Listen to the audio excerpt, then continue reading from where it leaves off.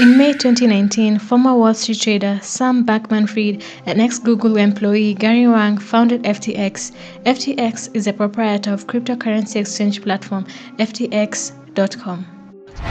FTX managed to raise billions of dollars from investors such as Singapore's Temasek, Tiger Global, SoftBank, amongst others, and is currently valued at $32 billion. Now flush with cash, FTX sought to influence the minds of consumers and set in motion an aggressive sports marketing spree that included offering sponsorship deals to the likes of Mercedes-AMG Petronas, the F1 racing team. FTX also bought naming rights for Miami Heat Arena. They also signed a 19-year deal with Miami team and Miami-Dade County for allegedly $135 million. And also, they had top athletes and celebrities within its sphere of influence such as Steph Curry, Naomi Osaka, and Tom Brady. FTX painted a picture of being a Roman deity gods in the crypto space and on a spree of a savior complex. FTX signed a deal to bail out insolvent crypto lender BlockFi for up to $240 million. However, the alleged pledge was fertile as news of FTX insolvency soared. The high had not worn off as FTX sought to bail out another insolvent crypto lender, Voyager. Voyager Digital became insolvent due to lending most of its assets to Three Arrow Capital. FTX made a bid to Voyager Digital for $1.4 billion, and this bid was considered a lowball bid dressed up as a white knight. Conspiracy theories arose following the collapse of FTX, with some claiming the CEO of BINANCE, CZ, had a greater role to play in it. Here's the genesis of those theories.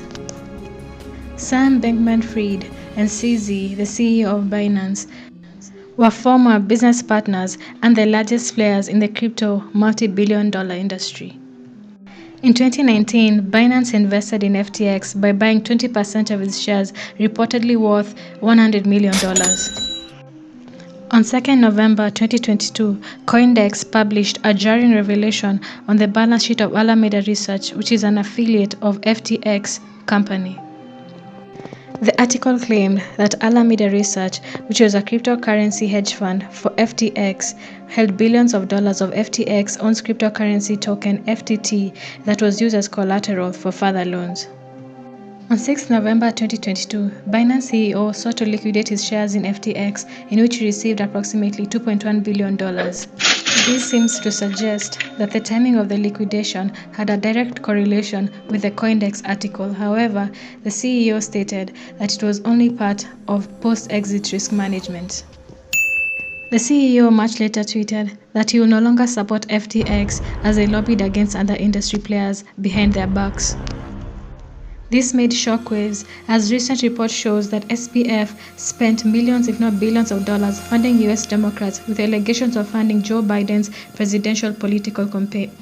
However, Sam Bankman came out and stated that he also funded Republicans. However, the Republican donations were kept in the dark.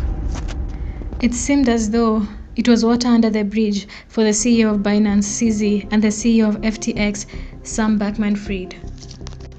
As on November 8, 2022, CEO of Binance, CZ, signed a non-binding letter of intent to fully acquire FTX.com.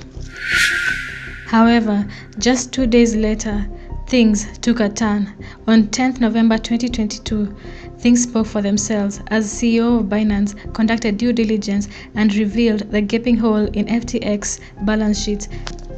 Binance CEO knew he could not forge ahead with the acquisition following the revelations of the FTX balance sheets, which proved that FTX was in the red for $8 billion.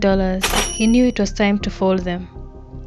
The Binance company put out a full statement and stated that regarding the mishandled customer funds and alleged US agency investigations, we will not pursue the potential acquisition of FTX.com. In the beginning, our hope was to be able to support FTX customers to provide liquidity, but the issues are beyond our control and our ability to help.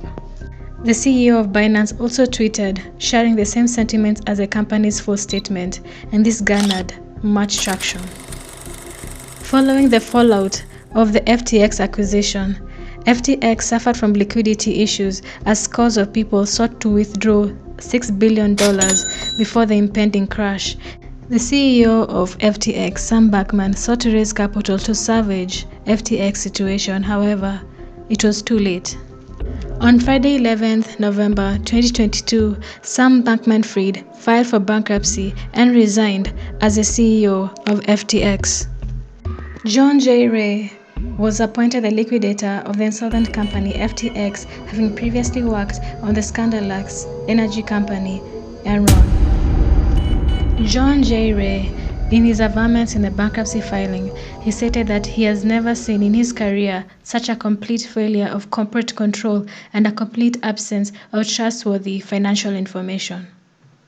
The bankruptcy filing revealed that the company flouted corporate governance principles. Let's look at the company structure of FTX.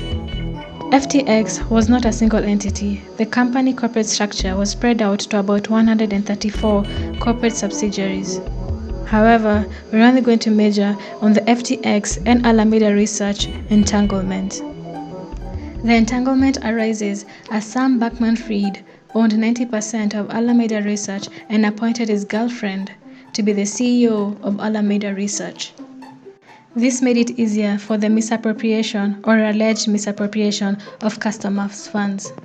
Recent reports show that FTX spent $10 billion in propping up Alameda Research that used customer funds for trading risky bets. In a further misappropriation of corporate funds, Sam Bankman-Fried loaned himself $1 billion from Alameda Research. This proved a clear absence of independent governance between Alameda and the CEO of FTX, Sam Bankman-Fried. The insolvency filings also proved that the FTX employees used corporate funds to purchase property and other personal items. This is because the properties were recorded in the personal names of the employees. It is also to be noted that the corporate funds were not documented as loans to the employees. The FTX group also flouted other corporate governance rules, such as, shockingly, the company never held board meetings. There was an absence of records of decision-making, as SBF usually communicated through the use of an app that was set to auto-delete after a short period of time. The company also made use of an unsecured group email account that had all the critical sensitive data regarding the FTX group companies. In regards to the human resource management, FTX had no clear record of its independent contractors or its employees, nor their terms of employment.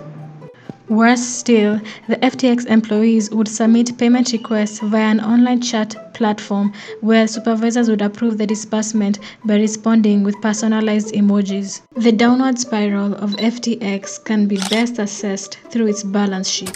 The FTX balance sheet revealed that it was in debt to a tune of $8 billion. The bankruptcy filings revealed that the company had a rather lackluster approach in regards to bookkeeping. The company also lacked a centralized control of its cash. The company also faced cash management procedural failures, which include a lack of an accurate list of bank accounts and account signatories, as well as insufficient attention to creditworthiness of banking partners. The flailing accounting system seemed to be deliberate, as it was revealed that there was a backdoor where the flow of funds between FTX and Alameda wouldn't be reported accurately, making it difficult for auditors and employees to discover the fraud. FTX also used a software to conceal the misuse of customer funds. With all these systems in place, would it come as a surprise that there was an alleged hacking where about $1.25 billion went missing from Alameda? From the bankruptcy filings, the liquidator had irrefutable evidence that FTX moved its assets to the custody of the Bahamian government. This was speculated for a while. However, Bahamian regulators admitted that they compelled SBF to gain unauthorized access to FTX systems and to obtain the digital assets belonging to the company and transferring them to the Bahamian government. While the bankruptcy was proceeding, a class action suit ensued. The class action suit was against FTX and a host of celebrities who endorsed the crypto platform. In the suit, the celebrities were being sued for false advertisement. The plaintiffs claimed that the celebrities' endorsement of the crypto platform violated securities law by soliciting their investments through misrepresentations and omissions made and broadcast around the country through TV and the internet. This comes at the backdrop of Kim Kardashian coughing up $1.26 million as penalty for promoting Ethereum Max without disclosing that she received $250,000 in payment. The fine was paid to the SEC.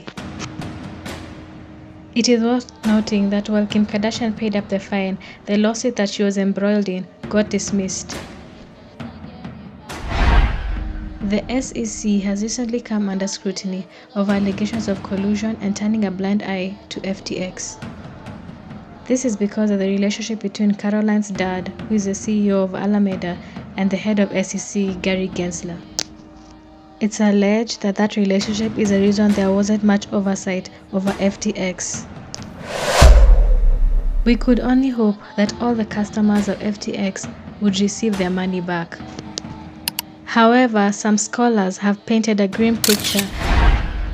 The list of creditors includes but not limited to venture capital funds that had invested millions if not billions into FTX, and also an Ontario teachers pension plan that invested $95 million. It's alleged that FTX owes more than $3 billion to the top 50 list of creditors, and it has more than 1 million creditors. The law seems to be on the creditor side, as in Delaware, where FTX US is based. The law states that directors of an insolvent company have a fiduciary duty to the creditors rather than the shareholders of the company. In summary, the CEO of BINANCE, CZ, shared with us some wise lessons regarding the downfall of FTX. Number 1, never use a token as collateral, and number 2, maintain a large reserve.